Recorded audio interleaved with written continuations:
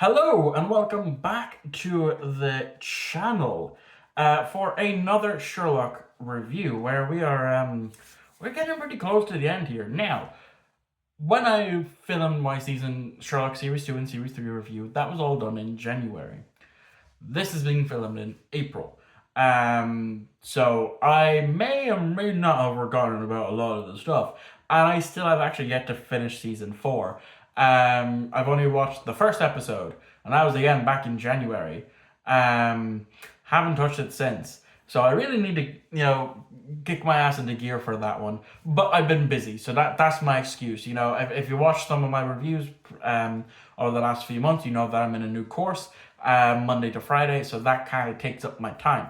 Now, this has been the first time I've actually rewatched The Abominable Bride since it first aired. So there's a lot of it that I forgot about, and not a lot of it that I remembered. So, what did I think of The Abominable Bride as a gap, as a gap episode between the episodes, the end of series 3, beginning of series 4. I did like it. There are parts that I do like. The fact that they did go and shoot this in what Sherlock in the time period that Sherlock is known for. That I'm happy about. That I remember being hyped about. Because aside from a couple, maybe a few bits and pieces of the Jeremy Brett Sherlock Holmes that my mother made me watch, whenever that was on, or the first Robbie Downey Jr. Sherlock movie.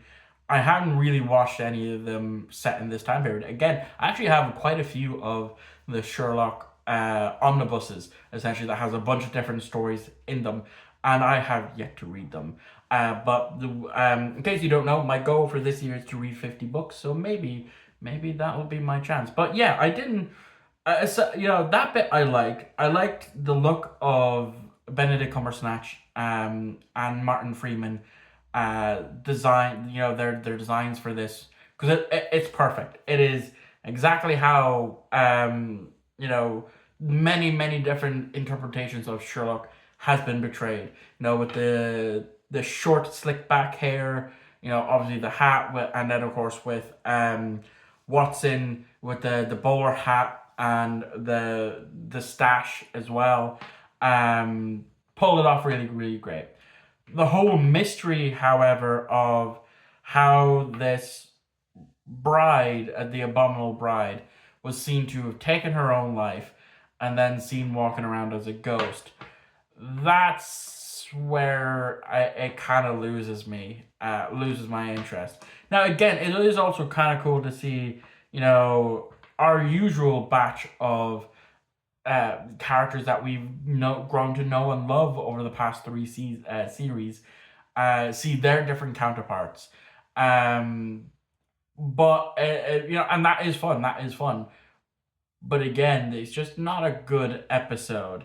And then it gets revealed that all of this is in Sherlock's mind palace, as he's trying to solve this over 300-year unsolved mystery.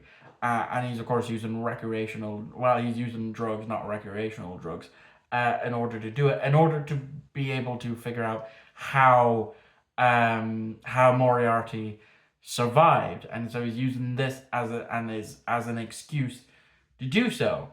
But as we know, sorry, I had something caught in my throat there. Hold on. Apologies, I literally filming this not long after my review for Harry Potter and the Prisoner of Azkaban for Trilogy Month last month. So that's why my voice is a little hoarse. But yeah, I also notice I say in a lot of my reviews quite a bit.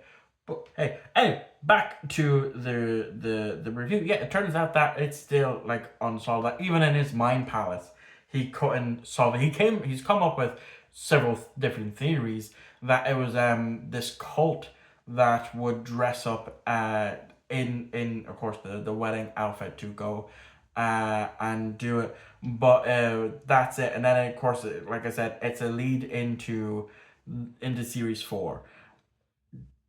So yeah, I just didn't I after watching it for the very first time since it aired, I didn't like it as much as I thought I would have. Thought, from way back when, because I think, yeah, because it was Christmas or just shortly after Christmas of 2016 when it came out. And then of course we got the Abysmal season 4. Like I said, I've only rewatched episode 1. I still have episodes 2 and the infamous episode 3 to watch for a review. But that actually, my review for that won't be out until July, I believe.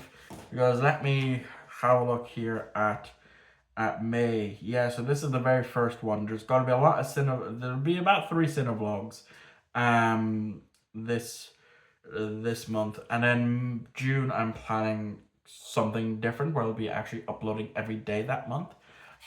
So it will more than likely be July with another video. But anyway, yeah, it has its pluses, but it has a lot of negatives in my honest opinion. But that is actually going to wrap this video up. Thank you all for watching. I hope you enjoyed. And actually, the day this comes out, I should have filmed, or in the process of filming, a Cinevlog. So the next Cinevlog is going to be for Marvel's Thunderbolts. So thank you all for watching. I hope you enjoyed. And I'll see you all on Monday for my Thunderbolts Cinevlog. I'll see you all next time.